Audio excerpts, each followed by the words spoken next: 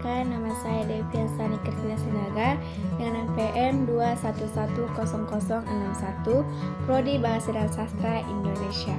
Dalam video ini saya akan menjelaskan karya sastra angkatan 66. Apa sih yang melatar belakangi karya sastra angkatan 66?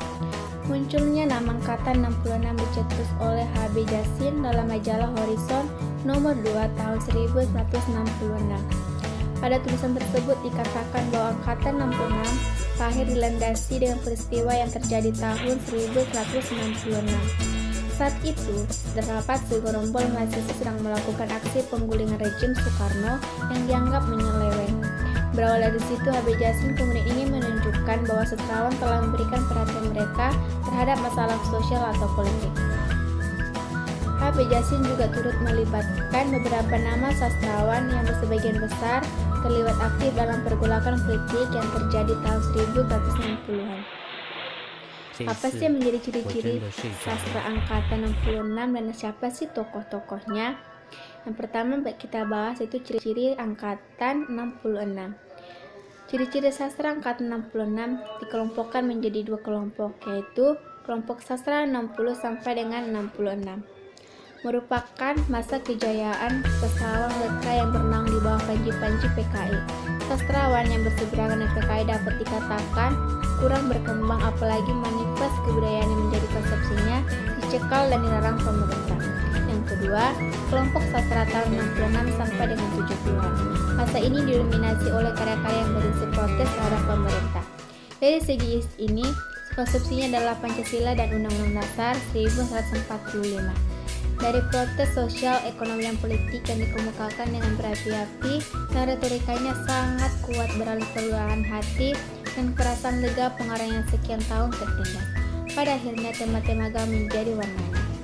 Ciri-ciri layar sastra angkatan 66 disebutkan sebagai berikut. Yang pertama itu adalah mulai dikenal gaya epik atau bercerita pada puisi atau muncul puisi-puisi balada. Yang kedua, puisinya menggambarkan kemuraman atau batin hidup yang menderita. Dan yang ketiga, rasanya menggambarkan masalah kemasyarakatan, misalnya tentang perekonomian yang buruk, pengangguran, dan kemiskinan. Yang keempat, cerita dan latar belakang atau perang dalam proses mulai berperang yang pertentangan dalam politik pemerintah lebih banyak mengemuka. Yang kelima, banyak terdapat penggunaan gaya retorik dan slogan dalam puisi. Yang terakhir, muncul puisi mantra dan proses surrealisme atau absurd pada awal tahun 1970-an yang banyak berisi tentang kritik sosial dan kesenangan terhadap kaum lemah. Sastra angkatan 66 berobsesi menjadi pancalisasis sejati. Yang paling terkenal itu adalah Tirani dan Benteng, antologi puisi dari Taufik Ismail. Hampir seluruh tokohnya adalah pendukung utama manifest kebudayaan yang sempat berseteru dengan letra.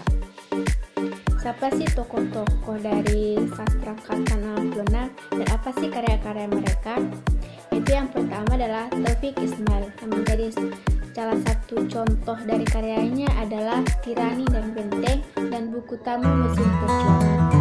Dan yang kedua adalah Sutarji Kaljong Bakri, menjadi karya sastranya adalah Amuk dan Kapak. Dan yang ketiga, Abdul Hadi W.M., menjadi contoh karyanya adalah Meditasi pada tahun 1976, Potret Panjang Seorang Pengunjung Pantai Sanur pada tahun 1975. Dan yang keempat itu adalah Joko dan Bono. Karyanya adalah Dukamu Abadi pada tahun 1999 dan Mata Pisau pada 1970. Yang kelima adalah Gunawan Muhammad, karyanya adalah Hari Kesnit pada tahun 1999 dan Sutradara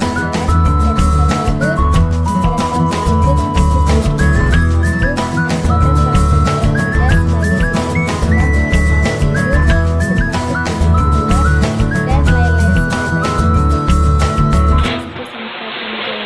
这一次我真的睡着了。